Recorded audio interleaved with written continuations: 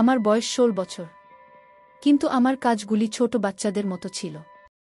কিন্তু আমার জীবনে এমন একটি মডেল যে সব কিছু বদলে গেল। এমন মনে হলো যে আমার 16 বছর বয়স থেকে একদম 20 বছর বয়সী হয়েছি। কারণ আমি কাউকে পছন্দ করতে শুরু করেছি এবং সম্ভবত তার প্রেমে পড়েছিলাম। আমি আমার সময়ের আগেই বড় হয়ে উঠতে শুরু করি। আমি আমার বাবার বন্ধুর প্রেমে পড়তে শুরু করি, যার বয়স ছিল 35 বছর। হয়তো এটা আমার কোমল বয়সের অনুভূতি যে আমি নিজেকে নিয়ন্ত্রণ করতে পারিনি। অথবা বলা যেতে পারে যে সে আমার প্রথম প্রেম, যদিও সে আমার চেয়ে অনেক বড়। কিন্তু আমার এই নিষ্পাপ হৃদয়ের সাথে আমি কি করতে পারি যে তার জেদ নিয়ে বসেছিলাম? তাকে দেখার সাথে সাথে আমার হৃৎপিণ্ড দ্রুত স্পন্দিত হতে শুরু করে। আমার হৃদয়ে আওয়াজ উঠল যে এটাই সে, যার সাথে আমাকে সারা জীবন কাটাতে হবে। কারণ সেই রাতে আমার আবেগ অনিয়ন্ত্রিত হয়ে গিয়েছিল। সেই রাতে আমি ও জয়ের থেকে আর দূরে থাকতে পারিনি। তার দিকে তাকালে আমি আমার নিয়ন্ত্রণ হারিয়ে ফেলি। তাই আমি সিদ্ধান্ত নিলাম কিভাবে কি করা যায়। অন্তত একটা রাত আমি তাকে, তাই আমার মাথায় একটা বুদ্ধি চলে আসে। আর সেই বুদ্ধিটা কাটিয়ে আমি আমার আঙ্কেলকে আমার বাড়িতে একদিন দাওয়াত করি। আর দাওয়া করে আঙ্গুলকে খাবারের সাথে কিছু মিশিয়ে দিও। তাই আমি তাকে অজ্ঞান করে আমি কি করেছিলাম সেটা শুনলে তোমাদের কাজ হয়ে যাবে। আমার নাম সোনিয়া। আমার বয়স খুব কম। আমার বাবা একটি বড় ব্যবসা চালাতেন এবং অজয় আঙ্কেল তার খুব ভালো বন্ধু এবং তার ব্যবসায়িক অংশীদারও ছিলেন। সে বাড়িতে প্রায় আসত। সেদিন আমার বাবা আমাকে তার সাথে পরিচয় করিয়ে দিয়েছিলেন এবং বলেছিলেন যে এটি আমার ছোট্ট পাখি, আমার মেয়ে সোনিয়া। বাবার সেই বন্ধুর ব্যক্তিত্ব দেখে আমি তো স্তব্ধ হয়ে গেলাম। কোথাও থেকে তাকে আমার বাবার বন্ধু বলে মনে হলো না। আমার বাবার বয়স 35। আর সেই অনুযায়ী অজয়ের বয়স ও আমার বাবার সাথে প্রায় একই হওয়া উচিত।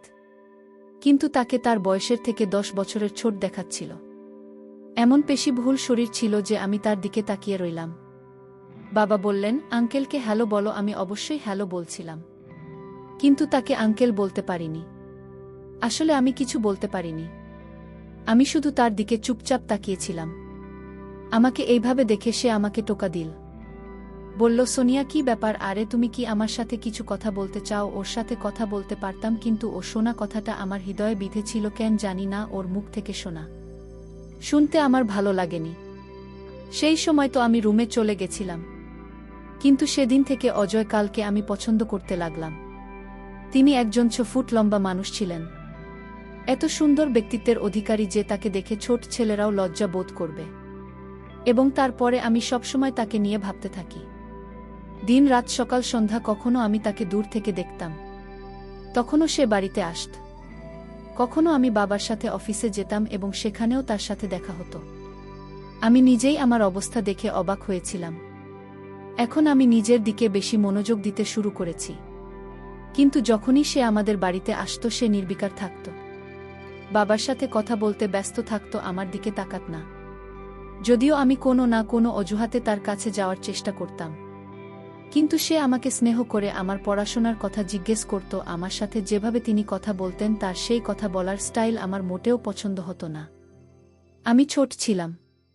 তিনি আমার সাথে একটি শিশুর মতো আচার ব্যবহার করতেন এবং সেদিন আমি খুব অস্থির ছিলাম। আর দিন হয়ে গেছে তার সাথে আমার দেখা হয়নি। বাধ্য হয়ে আমি তার অফিসে চলে গেলাম। তিনি আমাকে তার কেবিনে গিয়ে বসতে বললেন, না হলে তুমি বোর হবে। আমি গিয়ে ওর অফিসে বসলাম।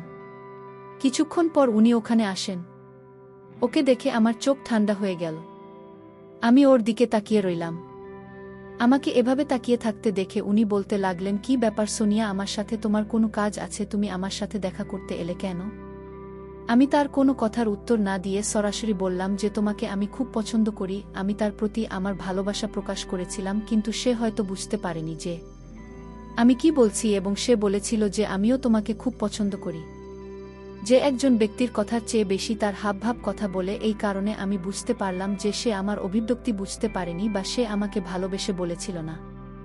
হয়তো সে আমার সাথে একটি ছোট মেয়ের মতো আচরণ করছিল। কিন্তু এই ছোট মেয়েটি তার প্রেমে পাগল হয়ে গিয়েছিল এবং এখন যা কিছু করতে সে প্রস্তুত ছিল। তারপর একদিন এই কথাটা আমি আমার বাবাকে বলে দিলাম। কারণ বাবা ছাড়া এই পৃথিবীতে আমার আর কেউ নেই। মা মারা গেছে। আমি আমার বাবার একমাত্র মেয়ে ছিলাম। আজ পর্যন্ত তিনি আমার কোনো কথাই প্রত্যাখ্যান করেননি। আমি যা বলতাম তাই করতেন। আমি যদি চাঁদ ও চাইতাম তাহলে হয়তো তিনি আমার কাছে নিয়ে আসতে। কিন্তু আমি যখন বললাম আমার বাবাকে যে বাবা আমি তোমার বন্ধু অজয়কে পছন্দ করি আর ওকে বিয়ে করার জন্য পাগল হয়ে গেছি, সে তো অবাক হয়ে আমার মুখের দিকে তাকিয়ে রইল। আমি যা বলেছি তা সে বিশ্বাস করতে পারে না। আমার কথা সেরে গেল এবং বলল যে তুমি মজা করছ। আমি বললাম না, আমি ঠাট্টা করছি না। আমি অজয়কে বিয়ে করে তার সাথেই থাকতে চাই। যদি তুমি না করো তার সাথে আমাকে বিয়ে না করালে আমি আমার জীবন শেষ করে দেব। এটা শুনে সে হতবাক হয়ে গেল, কারণ আমি ছাড়া তার জীবনে আর কেউ ছিল না। সে আমার জন্যই এসব করছে। এবং যখন আপনার নিজের সন্তান আপনাকে বলেছে সে তার নিজের জীবন নিতে চায়, তখন আপনার হৃদয় ভেঙে যায়। তবুও বাবা মাকে ব্যাখ্যা করেছিলেন এবং তিনি অনুভব করেছিলেন যে এটি আমার মনে হয়েছে যে আমি কখনো এরকম কিছু করব না। কিন্তু 2-3 দিন খাবার না খেয়ে অজ্ঞান হয়ে পড়লাম। বাবা আমাকে ডাক্তারের কাছে নিয়ে গেলেন এবং ডাক্তার বললেন সে মারাও যেতে পারে। খাওয়া দাওয়া বন্ধ করে দিয়েছ কেন? তখন বাবার মন খুব খারাপ হয়ে গেল এবং বুঝতে পেরেছিল যে বিষয়টি গুরুতর। তিনি আমাকে ভালোবাসে এবং রাগান্বিতভাবে বুঝিয়েছিলেন যে তোমার এই সিদ্ধান্ত মোটেও ঠিক নয়। তোমার কি হয়েছে? এত পাগল হয়ে গেলে কেন? এই সব কিছুর জন্য তোমার এখন বয়স হয়নি। তোমার বয়স তো 16 হয়েছে আর তুমি ইতিমধ্যে প্রেমে পড়েছ। আর তোমার বয়সের ছেলের কথা বললে আমি মেনে নিতাম। অজয়ের কথা বলছো যার বয়স প্রায় 40 বছর। সে তোমার বয়সের দ্বিগুণের বেশি। তুমি ওকে নিয়ে কখনোই খুশি হবে না। আমার চোখ জ্বলে ভরে গেল। আমি বললাম আমি অজয় ছাড়া থাকতে পারবো না। আর আমি যদি অজয়কে বিয়ে না করি তাহলে বলবো আমি পাগল। আমার বাবা পৃথিবী দেখেছিল। তিনি বুঝতে পেরেছিলেন যে তিনি তার মাথার উপরে জল চলে গেছে। তিনি তার বন্ধু অজয়ের সাথে কথা বলেছিলেন। তিনি অবাক হয়েছিলেন এবং তিনি অস্বীকার করেছিলেন এবং তখন আমার বাবা তাকে বলেছিলেন যে তোমাকে ছাড়া আমার মেয়ে থাকতে পারবে না। অজয় বলল, মুকেশ তুমি কি বলছো? সে তো একটা ছোট মেয়ে। আমার মেয়ে থাকলে সে তারই বয়সী হতো। আমি কিভাবে তাকে আমার স্ত্রীর জায়গা দিতে পারি? আমার মনে হয় আমার তোমার মেয়ের পাশাপাশি তুমিও পাগল হয়ে গেছো। কেন তোমার মেয়ের সামনে এত অসহায় হয়ে গেছো? আমার বাবা বললেন, আমি নিঃস্ব হয়ে গেছি তাই তোমাকে এসব বলছি। আমাকে সাহায্য করো। এখনই তাকে বিয়ে করো। তুমি বুদ্ধিমান এবং পরিণত, কিন্তু তার ভিতরের শিশুসুলভ পোতা আছে। তার জীবন বাঁচাতে এখনই তাকে বিয়ে করো। হ্যাঁ, কিছুদিন পরে হয়তো এই জিনিসটি তার মন থেকে চলে যাবে এবং তারপরে সবকিছু ঠিক হয়ে যাবে। তখন তুমি তাকে ছেড়ে দিও। তাহলে আমি তাকে ভালো ছেলের সাথে বিয়ে দিয়ে দেব। কিন্তু তার আগে সে কিছু করে বসলে আমি কি করব? তখন আমি হাত কচলাতে থাকি এসব কাজ আমি কার জন্য উপার্জন করছি? সে পৃথিবী ছেড়ে চলে গেলে আমার কোনো লাভ হবে না। আমার বাবার পক্ষে তার বন্ধুকে বোঝানো সহজ ছিল না, কিন্তু এখন বিষয়টি আমার বাবার কাছে পৌঁছেছিল। তাই তিনি এই কাজটি করতে পারেন এবং আমার বাবা অজয়কে কোনোভাবে রাজি করাতে পেরেছিলেন। তার অস্বীকৃতির কারণে যদি আমি আমার জীবন নিয়ে নিই তাহলে হয়তো সারা জীবন সে তার ভুলের জন্য দায়ী থাকবে বা আফসোস করবে যে তার কারণে কেউ তার জীবন হারিয়েছে। সেটা মেনে নিয়ে অজয়কে বিয়ে করা। আর ছিল আমাদের বিয়ের প্রথম রাত। আমি আমার ঘরে বধূ হয়ে বসেছিলাম। অজয়ও আমার বাবার মতো ধনী ছিল, কারণ সে আমার বাবার ব্যবসায়িক অংশীদার ছিল এবং তার বাড়িতে কেউ ছিল না। তিনি আগে বিয়ে করেছিলেন, কিন্তু সেই মেয়েটির সাথে মাত্র 1 বছর কাটিয়েছিলেন এবং তারপরে তাদের বিবাহ বিচ্ছেদ হয়েছিল এবং তাদের কোনো সন্তান হয়নি। আমার বাবা যখন আমাকে ছেড়ে চলে যাচ্ছিলেন তখন তিনি বলেছিলেন যে তুমি ভালো সিদ্ধান্ত নাওনি, তবে মনে রাখবেন যে আমি সবসময় তোমার সাথে আছি। যখনই তুমি তোমার সিদ্ধান্ত পরিবর্তন করবে এবং তুমি অনুভব করবে যে তুমি এই সম্পর্ক থেকে বেরিয়ে আসতে চাও তখন তুমি ফিরে এসেছ। তোমার বাবার কাছে আমি জানতাম যে তিনি আমার বাবা, এই ধরনের কথা তার মনে ছিল, কিন্তু আমি এখনও জয়ের সাথে আমার সারা জনম কাটাতে চাই। তিনি আমার স্বামী, তিনি আমার প্রতি পরমেশ্বর হয়েছিলেন। এখন এটাই আমার জীবন। আমিও একজন ভারতীয় মহিলা এবং আমরা ভারতীয় মহিলারা কেবল 4 কাঁধে চড়েই স্বামীর ঘর ছেড়ে যায়। আমি খুব খুশি ছিলাম। আমার বয়স তত্ত্ব ছিল না, কিন্তু আমি সিদ্ধান্ত নিয়েছিলাম যে অজয়কে সব রকমভাবে খুশি রাখার চেষ্টা করব। আমি নিজেকে একজন খুব ভালো বউ হিসেবে প্রমাণ করব এবং সে উপরে মেনে নেবে যে আমাকে বিয়ে করা তার জীবনের সেরা সিদ্ধান্ত ছিল। তবু আমি মনে মনে হাজারো স্বপ্ন নিয়ে অজয়ের জন্য অপেক্ষা করছিলাম। শুধু অজয়ের কথা ভেবে আমার হৃদয়ে আমি সুরসুরি অনুভব করছিলাম। আমার হৃদস্পন্দন আমার নিয়ন্ত্রণের বাইরে ছিল। কিন্তু বিয়ের প্রথম রাতে আমার সাথে এমন কিছু ঘটেছিল যা আমাকে হতবাক করেছিল। যখন সে আমার রুমে এলো আমি তাড়াতাড়ি গুটিসুটি মেরে বসে পড়লাম। তার কিছু বলার অপেক্ষায় রইলাম। আমি আমার ঘুমটা সরিয়ে আমার সৌন্দর্য তার পাগল হয়ে ওঠার জন্য অপেক্ষা করছিলাম। আমি তরুণ ছিলাম এবং তার চেয়েও বেশি সুন্দরী ছিলাম। বধূর সাজে তোমাকে আরও সুন্দর লাগছিল। তবে তিনি যা বলেছিলেন তা আমার সব ইচ্ছাকে ঠান্ডা করে দিন। সে বলল, এখনো যে গাছ কেন? আমি ভাবলাম নিশ্চয়ই তুমি ঘুমিয়ে পড়েছ। আমি বললাম, এভাবে কি করে ঘুমিয়ে পড়ব? আজ আমাদের বিয়ের প্রথম রাত। আমি তোমার জন্য অপেক্ষা করছিলাম না। চাইলেও আমার মুখে লজ্জার রং ছড়িয়ে পড়েছিল।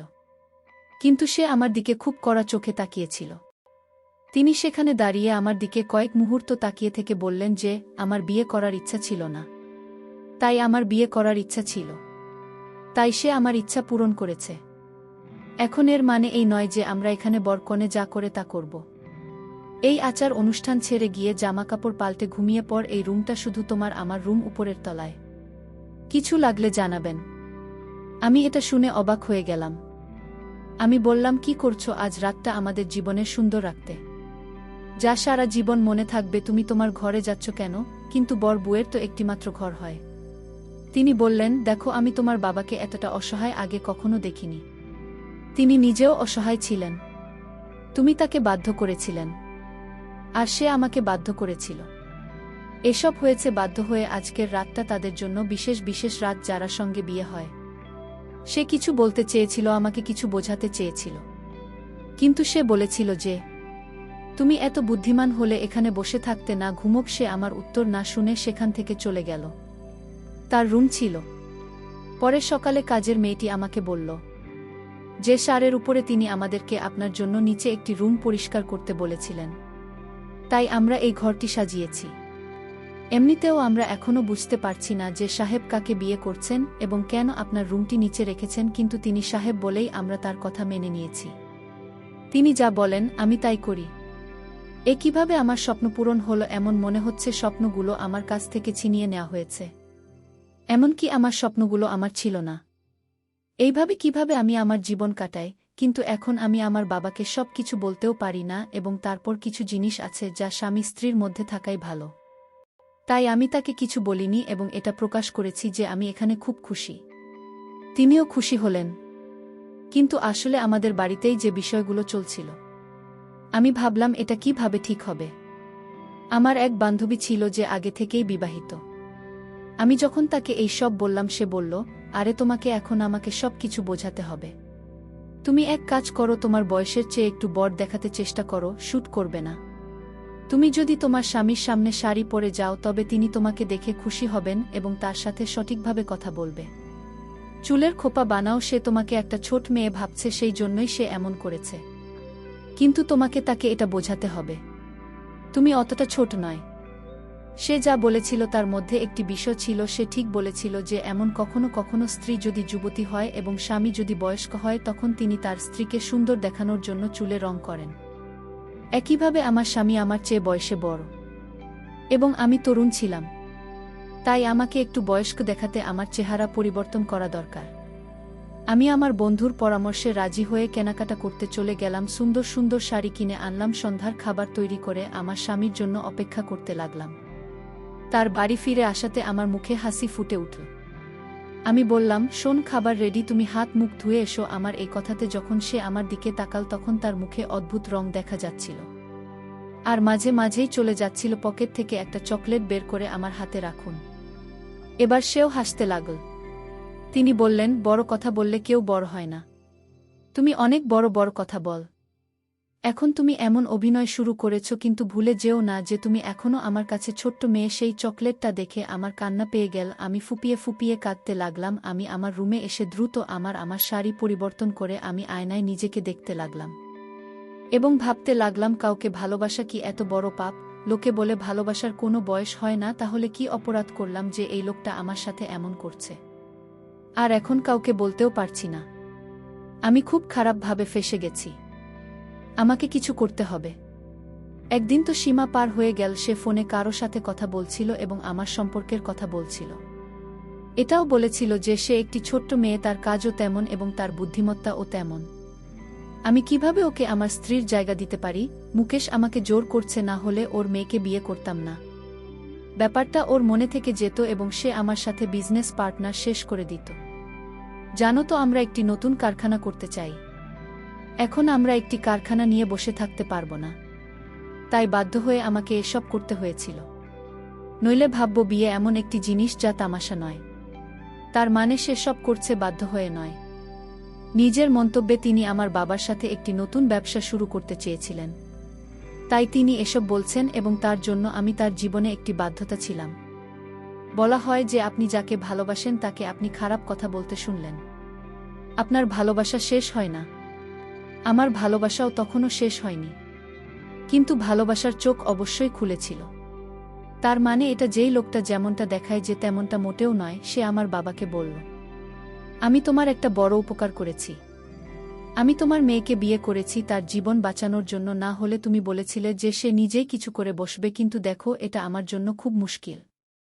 কিন্তু আমার বাবা বলল যে আমি সারা জীবন তোমার উপকারের কথা ভুলব না। এর মানে এই যে তিনি আমার বাবাকে নিচু দেখিয়ে তার প্রতি নিজের অনুগ্রহের ভার চাপিয়ে তার যে কোনো ইচ্ছায় তাকে রাজি করাতে চেয়েছিলেন। এবং আমি কিছুদিনের মধ্যে জানতে পারলাম যে এই নতুন ব্যবসায় তিনি নিজেকে ৭৫% অংশীদার বানিয়েছেন এবং আমার বাবা মাত্র ২৫% পেয়েছেন। এই বলে, এখন আমি তোমার জামাই, এটা একটা পারিবারিক ব্যাপার। আমি তখনও অজয়ের প্রেমে পড়েছিলাম। কিন্তু এখন হয়তো আমার ভালোবাসার একটা সিদ্ধান্ত নেওয়ার দরকার ছিল। আর আমি সেই সিদ্ধান্তই নিয়েছিলাম। সেই সিদ্ধান্তটা এমন ছিল যে আমি যদি এখন আপনাদের সবাইকে বলি, আপনারা সবাই অবাক হয়ে যাবেন। কিন্তু যে কথাটা আমার মনে এসেছিল